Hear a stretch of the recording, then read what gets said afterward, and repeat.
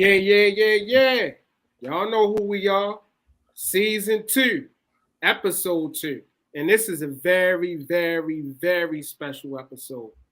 Man, I am elated. That's the word, right? I am absolutely elated. And I'm going to tell y'all why. Because this is the first group of gentlemen on the second season. So that's special in itself. These guys embraced me from day 0. Not day 1, day 0. Right, Hendo? Indeed. Man, oh man. So without further ado, Jose and Brodny, Lunch Break Hot Take. We here. What up? What's going on, fellas? Thanks for having us on. Man, it's an honor and a pleasure. It's an honor and a pleasure. But I got to start the show off with talking about the extraordinaire, the man, the legend, the myth. Hendo, what's happening, good brother? Chilling, what's going on? Man, oh man. You see how excited he is? Because you always try to hype me up to be something I'm not. No. For the record, if it wasn't for Hendo, I wouldn't be here. If it wasn't for Hendo, I wouldn't know these good brothers. Okay, so you want to know the real record? If it wasn't for these two brothers, neither of us would be here. Facts. If you want to tell the truth. Facts. Hey. Now, I don't want to use the Noi and Drink Champs cliche with the roses, but these guys deserve that. Appreciate that. Thank you. I don't know about all that. I feel like y'all would have found your way here eventually anyway. Yeah, I think so too. Well, I appreciate it. Yeah. Well, before we get started, let's get started. Y'all tell us about yourselves. Jose, Brodny. Yeah. All right. So we are military brats. So like whenever people ask us where we're from, and you might get a different answer from us. You know, I usually just tell people, you know, I'm from Maryland, right? When our parents retired from the military, it's kind of where we settled down. But originally our family's from the Virgin Islands. So you know, got background there. But I was born in Puerto Rico. B was born in Alaska. You know, we've lived all over this country, you know, Maine, Hawaii, you know, Alaska, like I said, like just different places. So that's our background. That's where we're from. But how we get started in podcasting, well, we like to talk sports, as you guys know, and our family knows. So, you know, it's really our mom and our older brothers that kind of encourage us, like, hey, you guys are always on the phone or whenever you're in person, like you're always talking sports. Do a show. They always, you know, my mom say do a radio show, but stop doing that around us and go. Yeah. You might want to hear it. Yeah.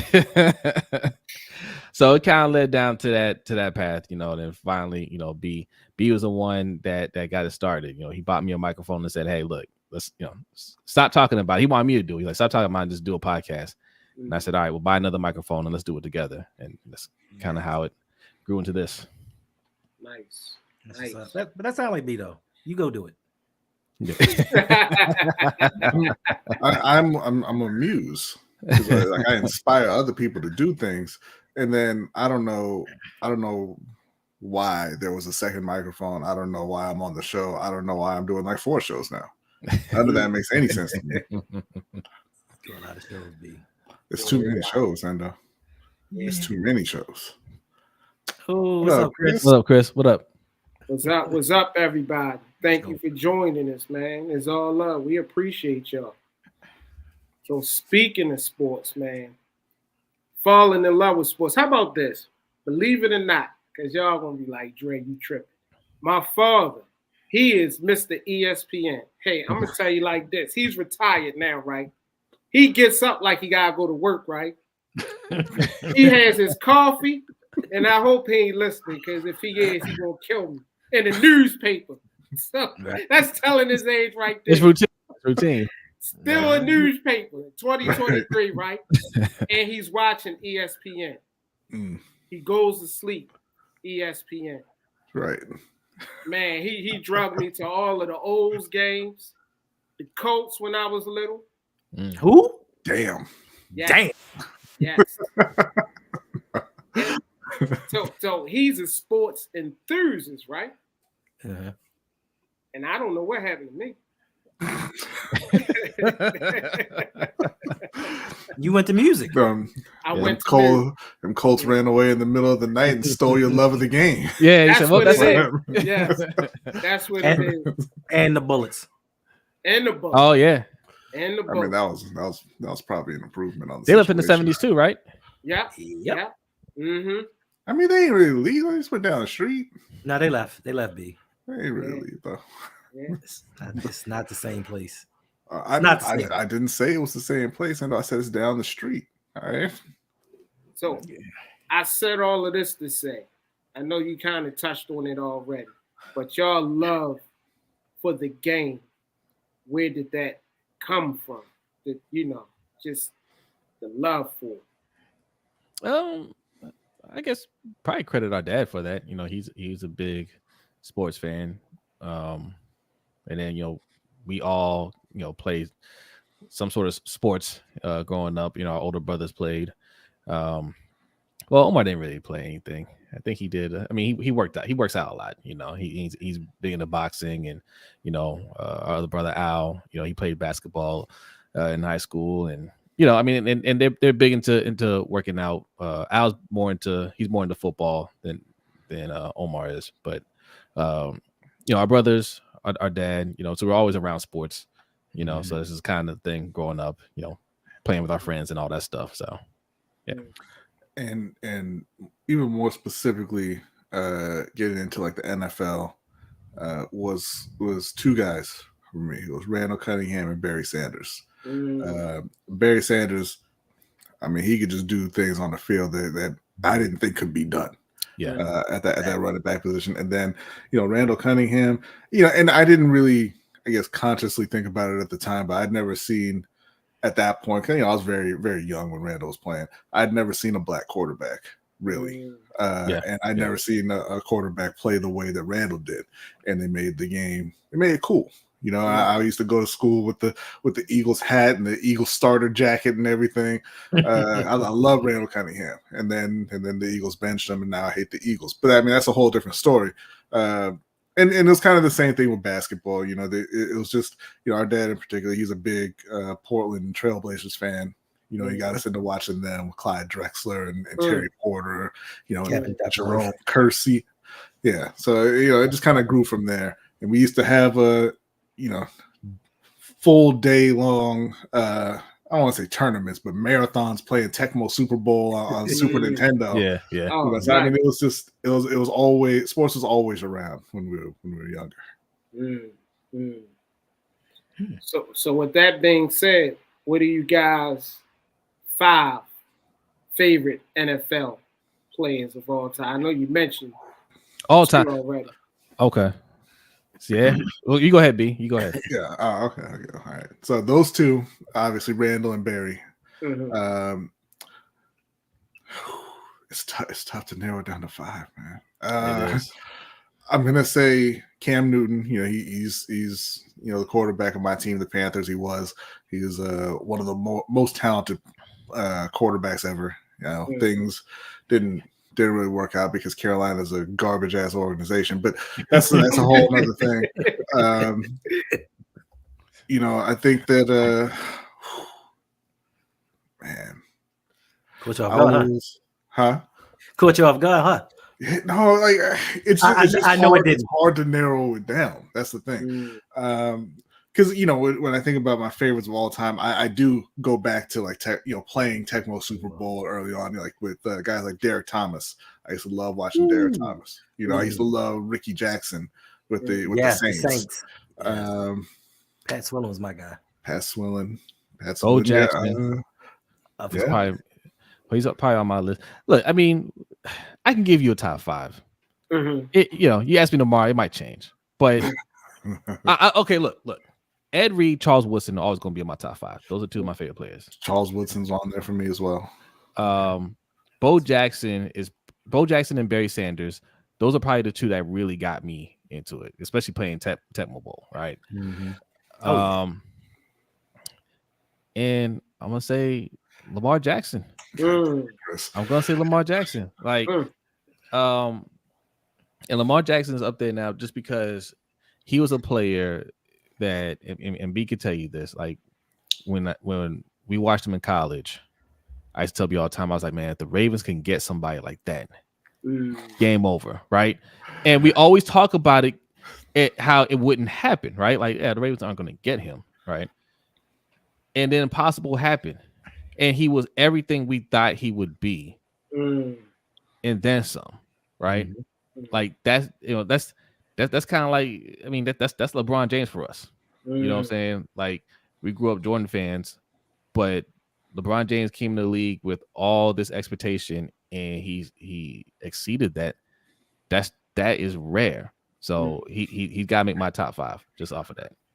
And I think 5th for me is probably going to be Julius Peppers, the defensive end for the Panthers. Just a freak athlete, and just watching him kind of go back and forth with Mike Vick was amazing, especially as a Panthers fan, because he got the better of Mike Vick every single time. And it took me a while to come up with that 5th one, and I don't even really want to say this out loud and on a live stream because Hendo's here. But one of those guys for me when I was younger was definitely Deion Sanders too. Yeah. I'm not a huge fan of Deion now, the way he is, but as a player, I mean, unbelievable. It's okay. It's not okay. So let me ask you a question. I'm sorry. Go ahead. No, I'm saying, like, well, I mean, I know Dre, you're not a big sports fan, but Hendo, who's your top 5? Oh man, now you hit me with that. Jeez, my top 5: Ed Reed, Pat Swillen, John Elway, Lamar Jackson.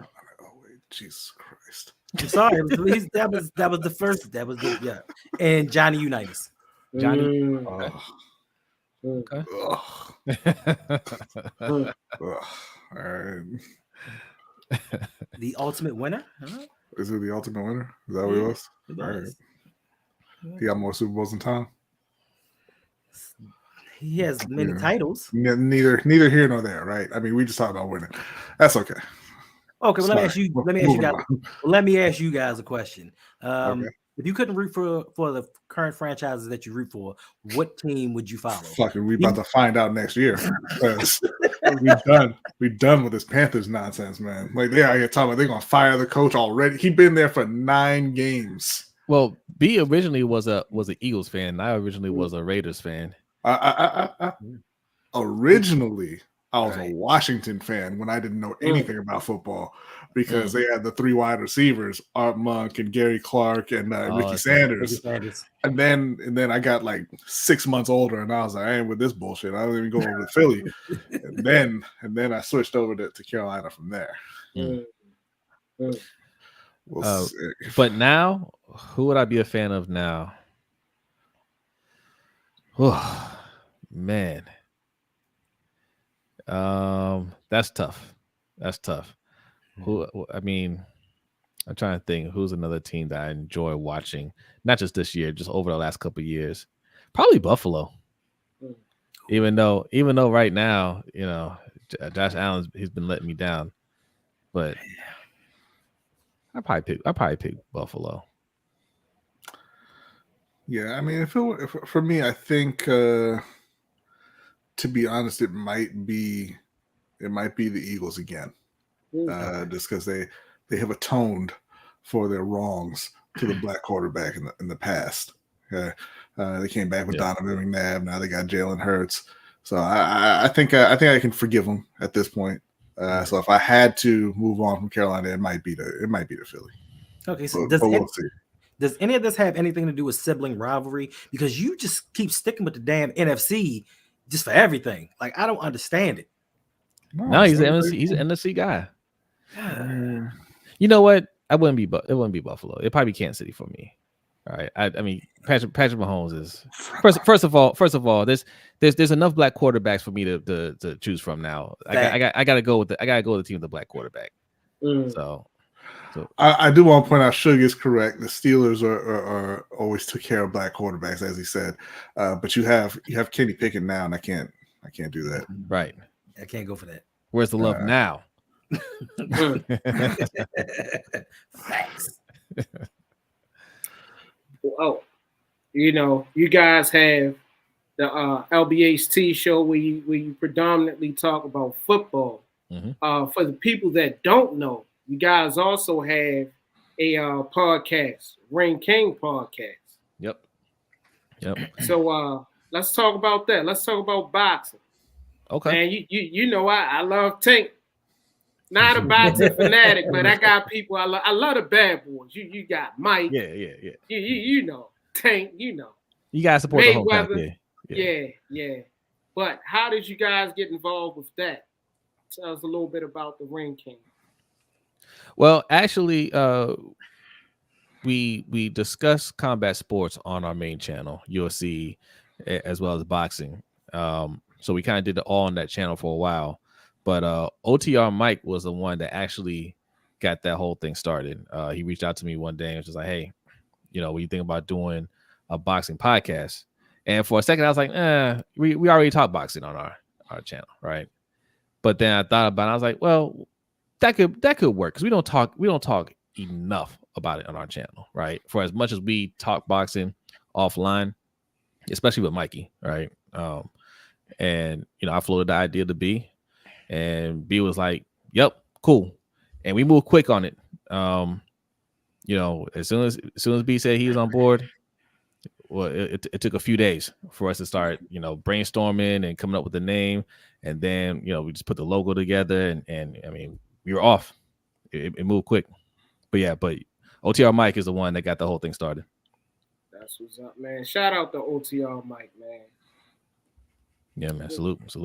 No doubt. Speaking of logos, before you say something, Hendo, man, y'all merch is fuego. Hey, appreciate that. I tell Hendo this all the time, and it's no shot at us, but y'all got the merch on lock, man.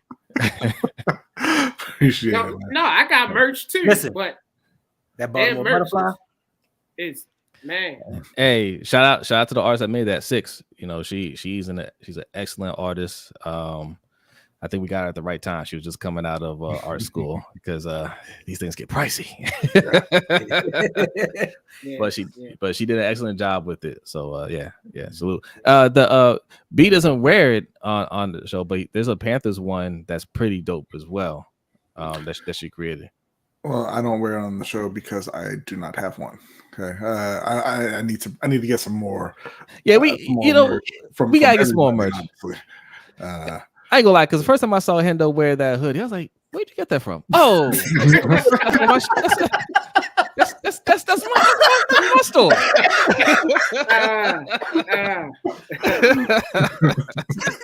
That was good. Where'd you get that? Oh, okay. Wait a minute. Where'd come from?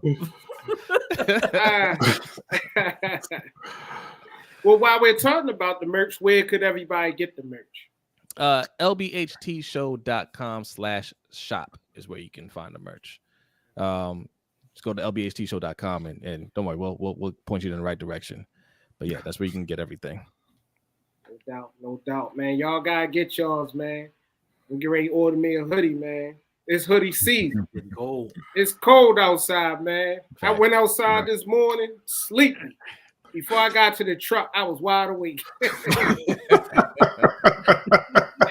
it's like the weather was like, wake up. It's like, ooh. I ain't ready, man. They talking this year, man. They talking the weather gonna be crazy. So. They say that every year, man. Like it should not be 7. It's gonna be 70 degrees. What, tomorrow or Thursday? One of these days. Close to 70. Like we're at the point now. We can't look at a forecast. We just have to check the weather when we wake up. Right? We can't tell what's gonna be in a couple of weeks. Like maybe a few days out that they can get that accurately, but we don't know, man. It's a crapshoot. Mm-hmm. Yeah. That's why you gotta get one of them remote jobs. I don't care what the weather is. Okay? About that. That's a concern for other people. About Yes, that. sir, for you outside people. That is terrible, B. About that. Terribly awesome. I See, love Jay it. the Six. I see. He said Texas weather is bipolar as hell. Yeah, I lived in San Antonio for a while. Listen, this is different, bro. This is different. Like it could be 30 degrees one day, and then a few days later it can be 78. Mm-hmm. I mean, we had it one day where it was over 70, and the same day we had hail. The same day. Yeah. Top 5 boxers, y'all. Top 5 boxers. Like, what? No, you talking all time or right now? All time. Okay, all right. Or best. Before I'm about to say, before we go further, okay, I just want to point out to everybody, we do have a top 25 all-time list. Okay. Go check that out on our channel, Rain Kings Podcast. But that is a collection of everybody's votes, and we had a point system, and then that's kind of how it went down. I can't remember who. I know Ali was one, right? I can't remember 2, 3, 4, and 5 though. Like the order. I know Floyd was there, Sugar Ray Robinson, I think Hagler. I mean, these are people in my top 5, right? Okay. But I think everybody's top 5 is similar, just the order. It was a little different. But I got Ali, Ray Robinson, Floyd Mayweather, Hagler, and probably Sugar Ray Leonard. Yeah, but if you're talking favorites, which is how I took that question, so that's how I'm gonna answer it. Talking, Floyd, Talking Floyd. I think Evander was up there for me. Pernell Whitaker. Always love Pernell. The number 2 spot is difficult. Because like there's one guy who I always loved watching because he always took on the biggest fights, but he wasn't my favorite fighter. That's Oscar De La Hoya. But he was always, in the big fights. He was always entertaining. Right. And I enjoyed watching him lose. He lost all of those fights. So I was a big fan of that. I think I'm gonna throw in one guy, one contemporary fighter, and that's Monster Inoue. Love watching him fight. All right. But my number one favorite all time, and I know it's the same for Jose, Felix Trinidad. Yes. Yes. Now, okay, I'm about to say, so if we're doing favorites, let me redo my list then. Let me redo my list. Tito Trinidad is my number 1 fighter of all time. El Gran Campeón. Yes.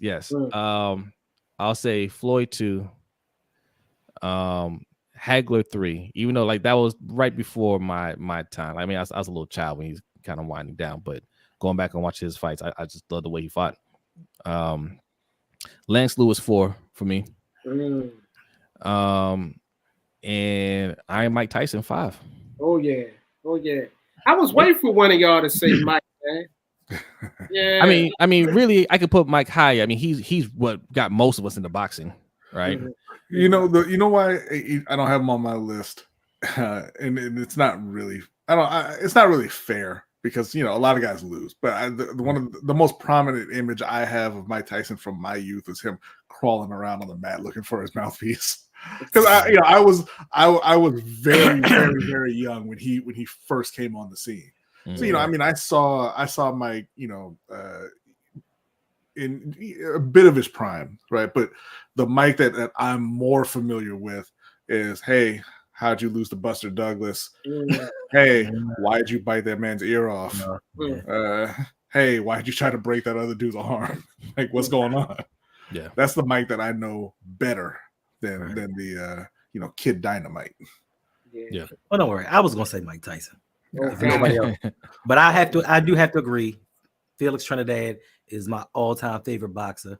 I don't know what happened down towards the end of his career. I don't know if he just gave up and was like, I don't feel like this no more. He just got too heavy. That's all. Yeah, that's what happened. He just moved up too far. But that's part of why I loved Felix, because he started off real light, but he didn't stick around and be like, oh, I'm gonna clean out this division or whatever. He was like, okay, I got this belt, I'm moving up, I'm gonna get that belt. Okay, I got that one, I'm moving up, I'm gonna get that other belt, right? And he just kept on doing that until he got too heavy and he lost. But you know, it's that kind of what people call now daring to be great. Right. Thanks. So he's my 1. Ali's my 2. 3, Sugar Ray Robinson. 4, and I used to love Roy Jones Jr. until, like you said, B, you just start seeing him stumbling around the ring. He's very entertaining. Very entertaining. And a great fighter. Yeah. 4. Costa Zoo. Oh, I was gonna mention it. Costa Zoo. Wow. 5 has to be a tie between Ricky Hatton. Ricky Hatton. Ricky Hatton. Oh, Didn't he beat Pacquiao? Or was that Costa he did Zoo? not. No, he did not. No. Pacquiao put him to sleep. Pacquiao almost killed him. Ricky Hatton. Yes. Yeah. Okay, so then it was Costa Zoo to beat him then. Costa Zoo didn't beat Pacquiao. Nah. You sure? It was who was the one that beat him? Hatton beat Costa Zoo. Juan Manuel Marquez and Eric Morales. Timothy Bradley, I think beat him. He beat him once, right? Yeah. Okay. The recent ones, like he has some losses early in his career. I gotta think somebody beat him, but yeah, Costa Zoo was 4, and number 5 is any fighter that beat Bernard Hopkins. God damn. The old Bernard Hopkins? Any Bernard Hopkins. Hater. Who was it? Who was the first one to beat him? Taylor, was that his name? He wasn't the first one to beat him, but yeah. I mean, Roy Jones was the first one to beat him. Yeah. But I was going to mention Costa Zoo as well because just off the strength of him making Zab Judah do that dance in the ring. I don't know if you ever seen this fight. Right? I don't know if you ever seen this fight. Like Zab Judah was, he's a New York guy, super high. I mean, he was a skilled fighter, right? But he wasn't good. He wasn't what the New Yorkers made him out to be, because you know how New York people be. He got in the ring with Costa Zoo, and Costa Zoo hit him with a right, and he didn't really like it, but he was still there. All right. And then Costa Zoo came forward and he hit him again, and he fell flat on his back. You know how normally guys will stumble around a little bit or fall. He just fell straight back. So he got knocked down. He popped right back up. And his legs went stiff, and he started doing a little dance around the ring, and he fell down again. Yeah. He knocked him down twice with one punch. And it was one of the greatest things I'd ever seen. Wow. I felt bad for him, man, because you could tell, like, and then he went after the ref. He did, because look, when you're knocked out, I haven't been knocked out like that, right? But when you get knocked out, like, in his mind, he's thinking like, no, I'm good. Like, why are you stopping the fight? Like, it hasn't really caught up to him, and everybody's trying to tell him, no, the fight's over. And he was heartbroken because he's these guys are highly confident. When you get to that level, man, you believe in your skills, you believe in and he should have, because he was an excellent fighter, and he was taking it to Costa Zoo. He was getting his shots in. I'm sure he felt like, yeah, I got this guy. And the next thing you know, the fight's over. And you're just like, wait, what happened? Yeah. So he lost it. The end of that kind of reminded me of that. I don't know if you guys, I know Jose's seen it, but I don't know, Dre and Hendo, if you've seen the video. I mean, you probably have. It's a very popular video at this point. But I forget the guy's name, the Olympic runner who was out there. He was competing at the Olympics. He was running his race, and he pulled his hamstring or tore it. And he started limping. He was trying to finish the race, but he couldn't run anymore. He started crying. His dad went out onto the track, like during the race. Security was trying to hold him back, and he ran through him, and he grabbed his son. And he was, he's hugging him, helping him to the finish line. Yeah. And it kind of reminded me of that, because that's what happened with Zab a little bit after he went after the ref. There are all these people pulling him back. His dad is in there hugging him, trying to calm him down, because he didn't know what was going on, really. Yeah, right. Man. Just having that type of love, that was a heartbreaking story or scenario situation.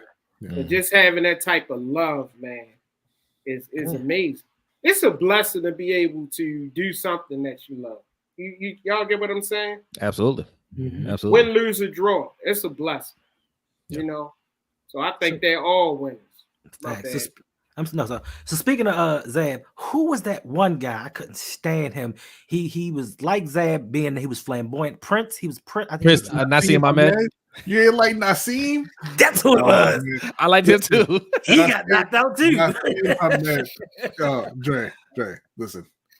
You have to watch his highlights. You've never seen, not even go watch his fight against Kevin Kelly. This is one of the first fights I see with Prince Nassim Ahmed, and I thought Kevin Kelly killed him at least 3 times in that fight, and he just popped right back up like nothing happened to him.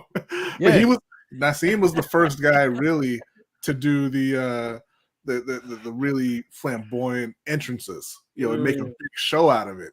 And that it's commonplace now. But he was really the first one to do that and kind of popularize it. He was quite a showman. I don't think anybody's done it like him since. Yeah, people have tried. People have tried, but they have like. He looked like DJ Khaled now. He would be he would dance in the ring. He would have his. He have his hands all the way down, and he just be dodging punches, and he just hit you from any angle. Like he was fun to watch. I liked it. Just turned pro. Oh yeah, He'd be like, he was. Yeah. He was. Wow. Right. Like, you couldn't hit him. And I'm like, dude, unless your name was Kevin Kelly. Kevin, we ain't take the second half of that fight. He got knocked out. Oh, yeah, he did. Nassim was for real. He was for real. Yeah. Well, man, I'm glad that y'all mentioned this. Perfect segue, man. I feel like sports and entertainment is hand in hand. You get what I'm saying? You need that showmanship. I think this is what I personally think. I think in today's society, times are so tough. People want to be entertained. Mm-hmm. You know what I mean? They want to see, a show. Mm-hmm. And I feel like sports do that. When guys, make a touchdown, how celebratory, they are, or win a game, or box or win a fight. Yeah. I think it's very, very important. Hey, the NFL turned around and hired Jay-Z for the halftime entertainment. So it definitely goes hand in hand. Would y'all agree? Absolutely. And I think that, the thing that we all love is the spectacle of it, right? Mm-hmm. And it lets you just kind of, zone out and escape for a little bit, right? And like I said, just be entertained. Mm-hmm. That's one of the reasons I love boxing as well. There's nothing quite like a big time fight. I mean, we watch the NFL, the NBA, everything, and they're great. When you get to the biggest moments, it's fantastic theater and all that. But there's nothing that beats the kind of electricity of a boxing match. Mm-hmm. And I mean, part of that is because boxing is incredibly tribal. Like you're a big Tank fan just because of where he's from. Right? Absolutely. And that kind of permeates the whole thing. And, you get a black fighter against a Mexican fighter, or a Mexican fighter against a Puerto Rican fighter. And then, it brings in all of that. We talked about Trinidad and Hendo hating Bernard Hopkins. When Trinidad fought Bernard Hopkins, and Trinidad's from Puerto Rico, Bernard Hopkins was up there throwing rice and beans at him, stomping on the Puerto Rican flag and everything. And so, people get really, really invested, really fired up. Yeah. But, it is, any sport, particularly when you get into like a playing for a championship and things like that, you get really, really invested. You put that down. Put that down. You get really invested because it is, it's kind of you connect with it on a primal level, right? It's not life and death, but you can make it feel like it, with the wins and losses and everything. But no, you're absolutely right. Like entertainment and sports go hand in hand completely. Mm-hmm. Yeah. Hawkins mad racist with Tito. Look, I don't think he's racist. He used racist tactics, which is what a lot of fighters do. Mm-hmm. But hey, look, if you're mad at him about that, I ain't going to defend him. That's for damn sure, right? Mm-hmm. That's kind of how we feel about what's that idiot's name in UFC? Cold. Yeah, I think he does the same thing. He plays a racist on TV. People swear it's just an act, but that's what you portray out there. So it is what it is. But Yeah, entertainment and sports absolutely goes hand in hand. Like we use it as entertainment, and you said a word there. We use it as an escape. And yeah, it's true, but I don't like it to be a complete escape. You know, from reality. We don't treat it that way because and we like to touch on serious topics. Sometimes it does get political. A lot of times it does get racial. People don't like talking about race in sports, but it's a huge part of it. And the narrative that you always get people saying is, oh well, I don't go to sports to talk about this stuff. I go to sports to as an outlet. Well, that's you, and that's not what sports necessarily is, right? These players represent countries, their cities, their hometowns, things like that. And they want to talk about what's going on in their homes. They've earned the right to do so. Right? And sports have always been on the forefront of civil rights and political movements. So it's kind of silly when people say that it's just it's an outlet and don't mix sports in my politics, because it's always been that. Muhammad Ali, not just because of his boxing, and I would say primarily not because of his boxing, right? Jackie Robinson primarily not primarily because he was a great baseball player. Jackie Robinson because he crossed over. Yes. And there's stories like that all throughout the history of sports. So saying that you don't want to have sports and politics mixed is pretty ahistorical to what sports has been. Yeah. And you know what? I'm glad y'all mentioned that, because I feel equally as passionate with music, and it could be the same scenario. I won't go into the rabbit hole with that.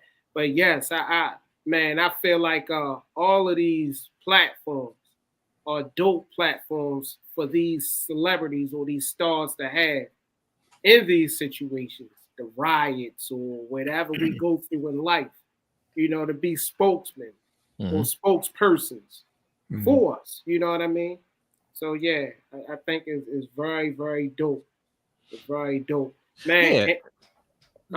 I was gonna add what you're saying. Like, yeah, I mean, like the one thing that's kind of disappointing me about this generation of music, at least in terms of hip hop, is like nobody's brave enough to really to touch on those subjects like they used to. Music can be entertaining if you want to just, hey, I want to do like a party type of vibe. You can do that. I want to talk about this. I want to talk about that. It's freedom of expression. But everybody just kind of wants to do the same thing now, but they don't really want to touch on those subjects that will make people think a little bit, or might be a little controversial, or something that they might get challenged on a little bit. But speak up if that's how you feel about something. Speak on it. That's how the artists that we grew up on used to do. So you had a wide range of different types of music, right? Like you can listen to the NWA, you can listen to Public Enemy, right? You can listen to DJ Jazzy Jeff and the Fresh Prince. You can listen to Kid and Play. I used to listen to all of them. All of them different. You hear that? Yeah. Right. What? Y'all heard that? We heard him, B. I'm making sure you heard him. What? Kid and Play? No. Jeff Prince ain't Jeff and Fresh Prince. Yeah, that's what DJ Jazzy Jeff and the Fresh Prince. Some people on this screen called the Fresh Prince a sellout. No, false. See, this is the part where he called Will Smith a sellout. But no, you're absolutely right, Jose. And obviously it goes beyond hip hop too. Like I keep thinking back to Reuben Carter, the Hurricane, and his story. He was framed for murder, wrongfully in prison.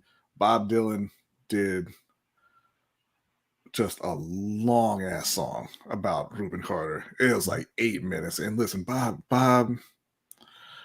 could write. Bob cannot sing.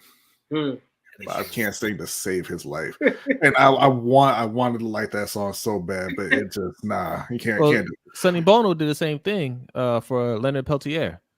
Yeah. You guys know who that is? It was Indian tribe or Native American group, I should say. Native American tribe. They had a shootout with the FBI, Oh, yeah, and he was taken prisoner. Sonny Bono did a song supporting him. That's dope. Well, let me ask you a question. So, with the delicate balance between sports, the influence between music and sports, is it safe to say that we can blame Allen Iverson for the death of hip hop? Allen Iverson? And I only how dare you, sir? And I only say not directly. 6 degrees of separation. And I only say this because Allen Iverson was the one that actually brought hip hop to the forefront of sports. What?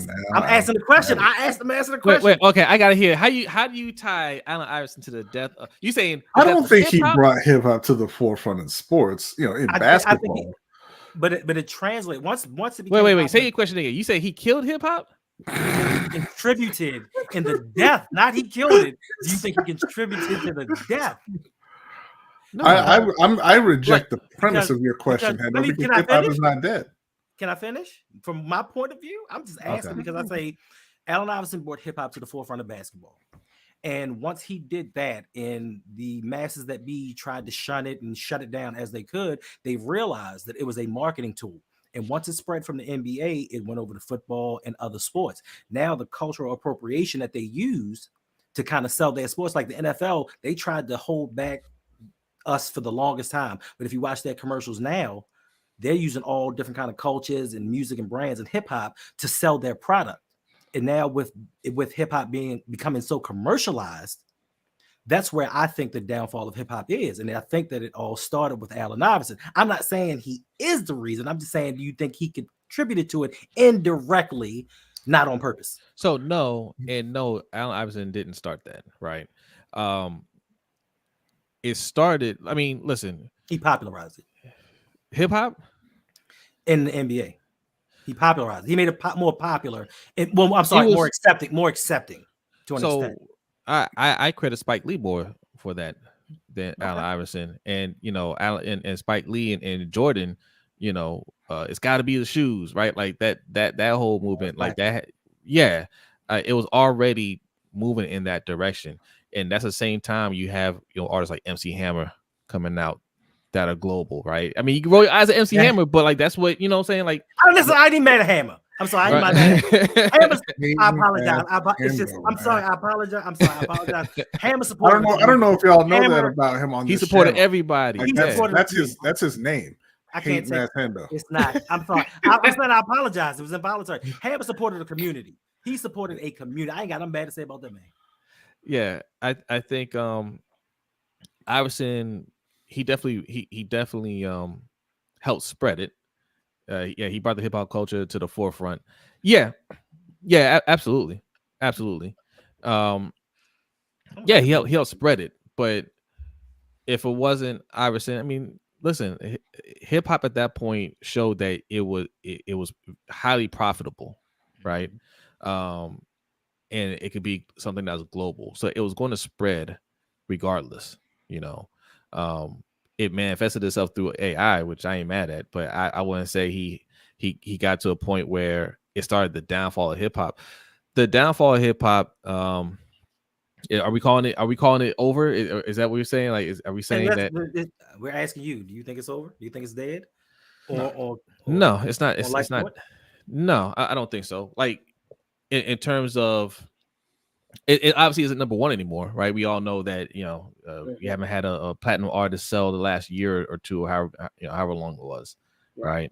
And that's because you have a lot of these artists that we know of, right? That are basically creations of the industry. They're not people with actual talent. The people with actual talent have their own voice, and they want to sing or rap about what they want to rap about, and they don't get plugged in like the rest of them, right? The ones that play ball and do what they're told, they're the ones that get pushed out there, but it all sounds the same. You're not going to hear anything different. And it's one of those things where it's just like, all right, I don't know who I'm listening to anymore. Somebody played Ice Spice today, and I've seen her before, right? And I was like, yeah, I know who that is. That song sounds like every other song I've heard on the radio, right? I'm just like, I can't differentiate between any of these people anymore. When you say that, you mean Fire? Huh? When you say like everything else you heard on the radio, you mean it sounds Yeah, right. No, Right. no, I don't think hip hop is dead. I think it's just like anything else. It goes in cycles, and you'll have excuse me, you'll have a era of what you call like a golden era, and then as those artists move on, you kind of hit a lull, and then they'll come back. I mean, you have artists out right now who are phenomenal artists. I've been listening to nothing but Good Kid, Mad City for the last week. Right? Like Kendrick Lamar, I mean, that's the guy who won a Nobel Prize for his hip hop. Yeah. Damn. He's a musical genius. Right? And it's just, there are a lot of people who are making money without I don't want to say without talent. It takes work. It takes work to do. They have good work whatever ethic. It is they're doing. They don't have talent. I think a part of it too. Part of it too is we're all older, and this music is not meant to appeal to us. Correct. It's bad, but that's neither here nor there. Like the people who it's targeted towards like it, right? So that's what I'll push back on though. So like that's the thing, right? That's the thing. Yes, I agree. This is the younger generation should define what's good for them, right? They should I feel that.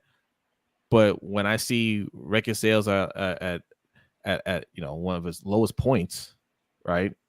As we hit 50 years of hip hop and we can't get a platinum selling artist, that speaks a lot to me. That tells me that this generation ain't feeling it either. You also gotta take into account that they don't like record sales don't matter anymore. Like, but they track downloads, right? Yeah, they track it, but people don't buy records. No one buys records. You stream it. And I mean, you have to stream a certain number of times to equal a platinum, record or whatever. But like, it's not the same as, hey, this album dropped, going to the store, buying this album, and 1 million people did that, right? Like, it's not the same. And I don't think that we can kind of track it that way. But what I was going to say too is, look, and no disrespect to anybody who loves these artists, and these types of artists. But I mean, I listen to Curtis Blow, and I'm just like, oh, I don't know, man. Like that was that got y'all moving. I don't know, like because I listened to Curtis Blow after I had heard artists that I grew up on, like Tupac and Biggie and everything, and then I listened to Basketball, and I'm like, this sounds like a song that a comedian makes when he's making fun of a bad rapper. Yeah, but you know what though? That was something different at the time. This stuff out now is different too. Well, no, not anymore, right? Like when Curtis Blow came out, nothing sounded like Curtis Blow. You know what I'm saying? Like when the rappers that we listened to growing up, like all the ones that we named, all sounded different. If you hear the songs, it's them. You don't have to sit there and be like, well, who's that? Like it was, it's somebody different. You can play any of these artists now. Even if I like the song, I have no idea who it is. Like they all sound like all the music just kind of just blends together. It sounds the same. but also again, it's a different landscape because anybody can put their music out.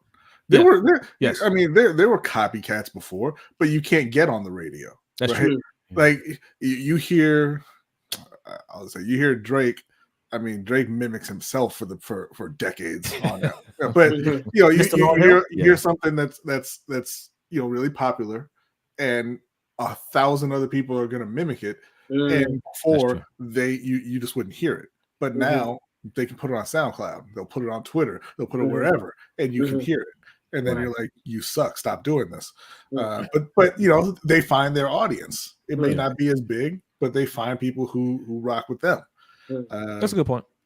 I think it's just we consume it in a different way, and these particular artists, most of them they're not gearing their music towards us. Did we make it bad, our era? Did we make it bad for everybody else? Because you have people like Biggie, Andre 3000. These phenomenal people, right? Mm-hmm. You know, that bar is high to reach. You know, you figure like Jordan. You know, they remember all of the guys before Jordan. They were saying, what's the guy with the feline sneakers with the cute wife? Grant Hill. He was the next. What? He was the next Jordan, right? Very accurate, Dre. Tamia, yes. Yeah. You know, with the feelers of the cute wife.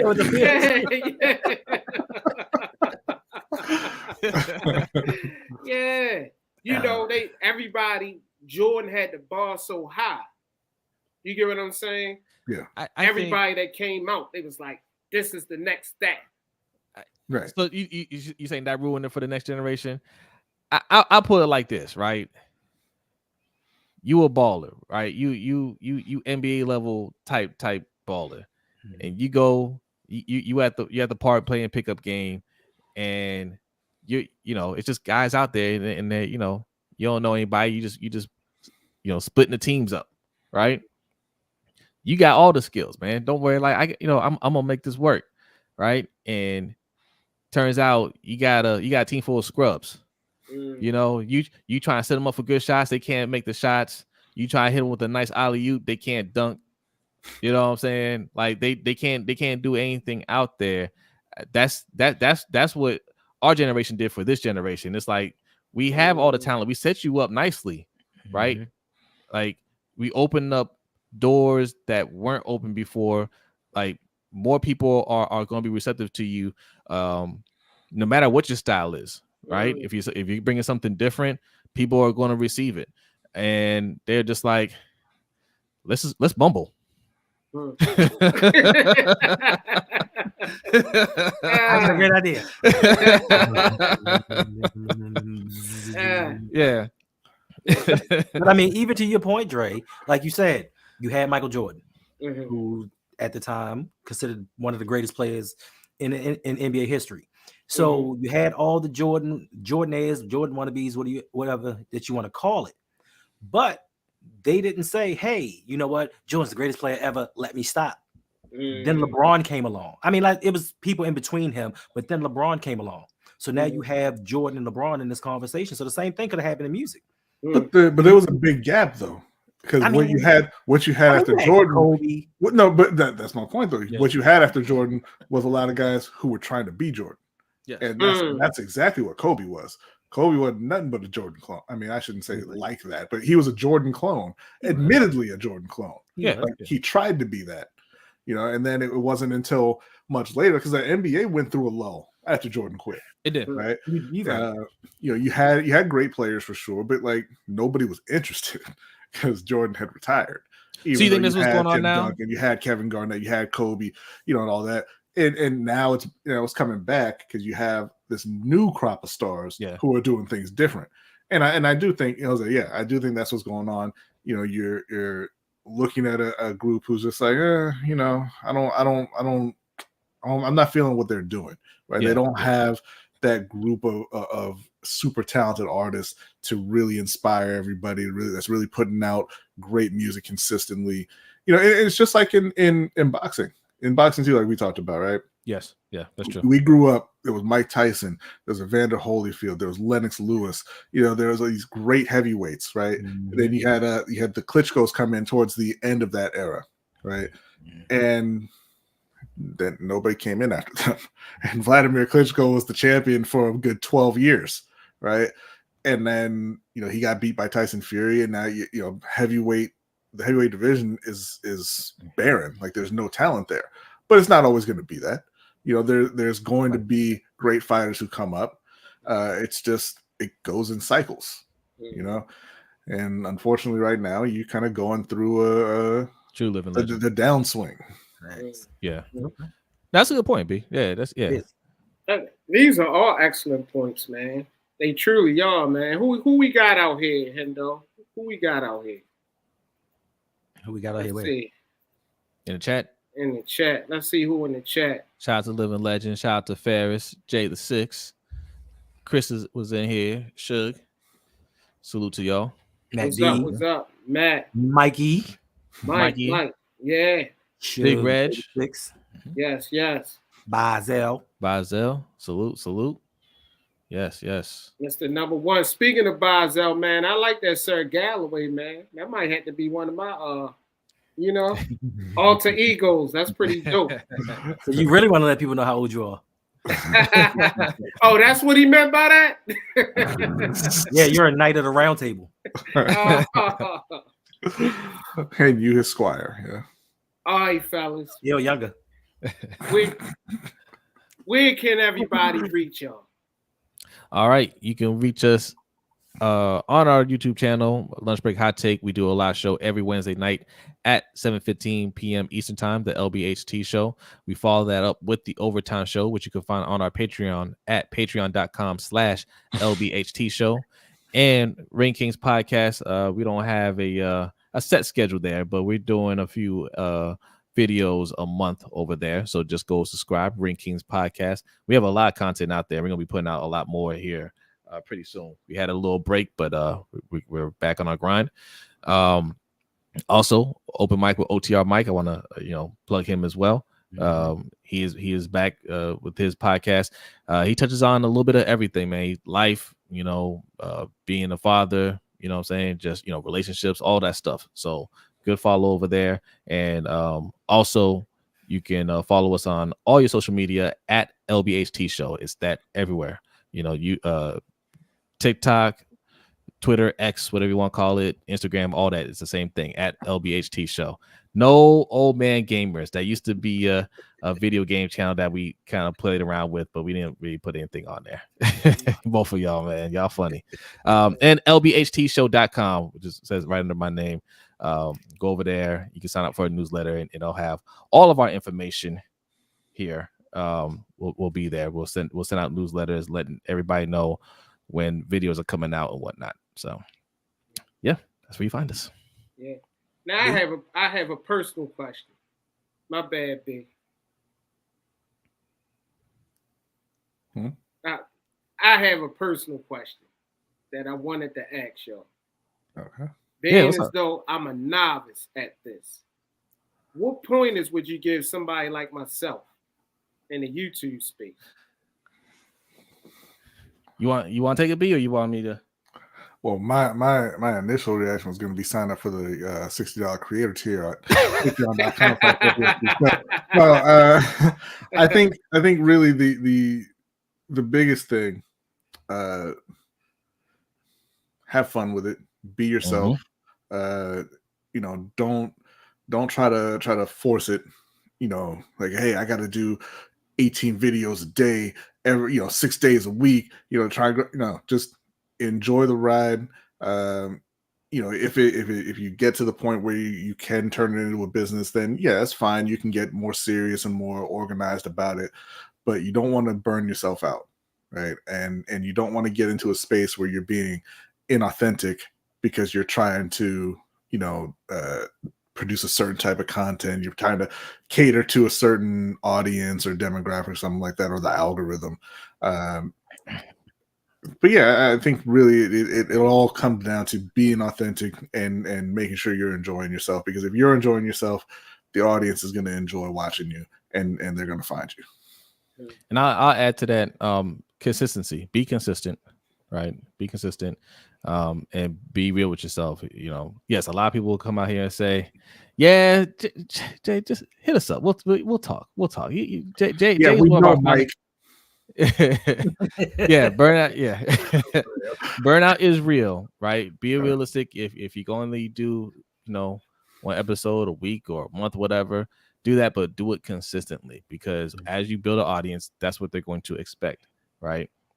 Even if you just have 50 subscribers or whatever, I mean, that's 50 people that are looking for that content. We found that out before we even hit 100 subscribers. We decided to take a little break. We missed one episode. I think it was Christmas. Yeah. And they're just like, yo, where's the show? Right. So, respect your audience. The audacity. And it is going to be a grind, but at times, but don't look at it as, oh, I got to turn out this video. I got to do this video. It's got to be a grind. The grind should be, how can I make this better? Right. Always think about how you can make things better. I research a lot of stuff. I read a lot of stuff. I watch a lot of videos, Roberto Blake, Think Media, stuff like that, just to kind of see, stay on top of the new trends, because YouTube is always changing. It's an algorithm that they never want you to figure out. So it's always changing. So stuff like that, man, like just kind of just keep yourself up to date with that stuff. Don't get stagnant, right? Don't get stale. Yeah, and just like I said, just keep doing it as long as you love it. And if you feel like you're burnt out, scale back a little bit.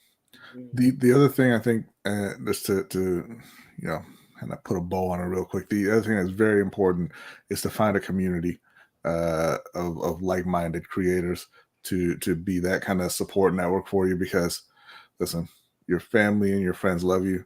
They do not care about your podcast. They don't. Yes. Yeah. Well, yeah, listen. That's the main thing. When you decide to start, don't tell anybody Go and find your own audience. Don't go out there and tell everybody to support, because they will in the beginning. They'll all go to the first episode and be like, yeah, great job. You did great. This is so good. And then you won't see them again. And then you're gonna be like, damn, I had 100 views in my first video. Now I got 12. And then you'll be like, I thought you said it was so good. And then be like, what do you want me to say, bro? Don't put them in that situation. You're giving this vegan dessert recipes, man. I can't do this every week. Give them a break. Give yourself a break. Do it from scratch, right? Give yourself time to hone your skills, right? Give yourself time to build the quality of your channel, your video, your audio, all that stuff. And as you build and you get true fans on there, some of those family and friends are going to find you. They're going to discover you like, holy shit, this is good. I didn't know you was doing all this. And then they really going to be fans, So, and it feels good when that happens, when they're like, damn, I didn't know you was doing this, man. You're doing great. I'm watching it. I'm watching every week, Hendo smile faded so quick. But yeah, but Jose, you're gonna feel really good when somebody hits you up. You're like, man, that mushroom cake looks so good. Oh Lord. Well, I want to personally thank y'all. I truly, from the bottom of my heart, man, I thank both of y'all. Y'all always show me love, man. I appreciate y'all. Hey, and thank you. Thank both of you guys, man. And look, we're proud of both of you, man. Like what y'all done with your channels, just you put in the work, you've been consistent. Everything that we talk about, because a lot of people, they get in this and they're like, yeah, it ain't working, or I don't understand why this doesn't work. Man, y'all just grind. Y'all just go, you grind, you're appreciative of everything that you get, and like everything that's come to you guys, it's not luck, right? It's hard work, it's determination, and y'all going to continue to blow up, So salute to y'all. Appreciate it. Thank you. Shut up, Brodny. Oh wow! I was just gonna say, like, if we could leave you with one thing, well, actually, I guess two things. It would be that Will Smith's not a sellout, and Tupac's better than number 12. We need to get that number. We need to get that second list going. Stay tuned, y'all. We got that in the works. Stay tuned out there. So, any parting words, y'all? Yeah, I got some parting words. No, sir. I want to say, listen, I appreciate you gentlemen for taking the time out to come hang with us.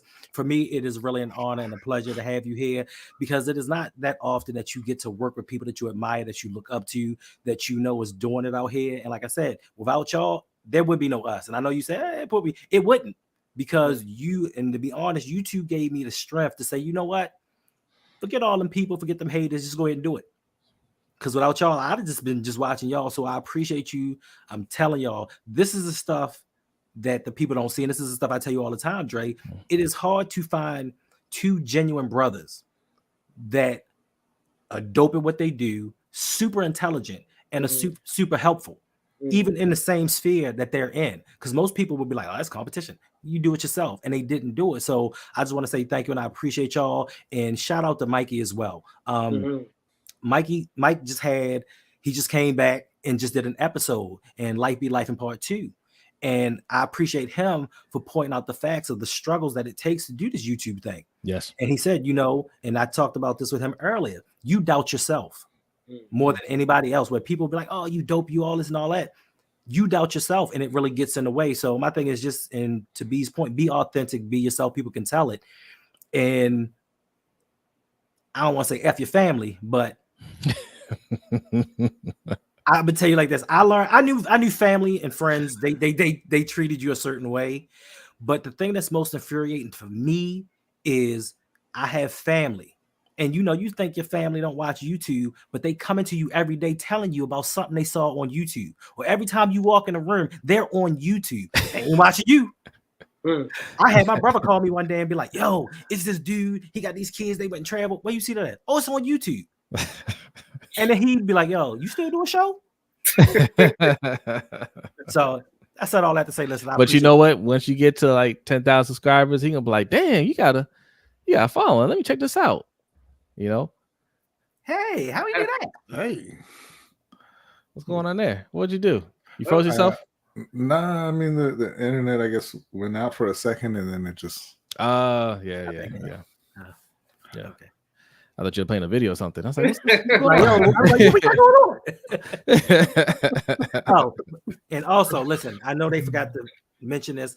Also, tonight, right after this, I don't know. I have to figure out how you can tether videos together because I know you can kind of promote videos coming up behind you.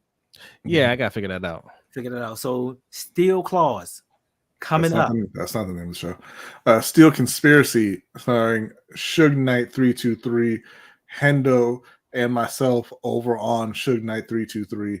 Will be there about 35 minutes. So, make sure to check it out. Oh yeah. All right, y'all. Until next time, man. I hope all is well. Peace.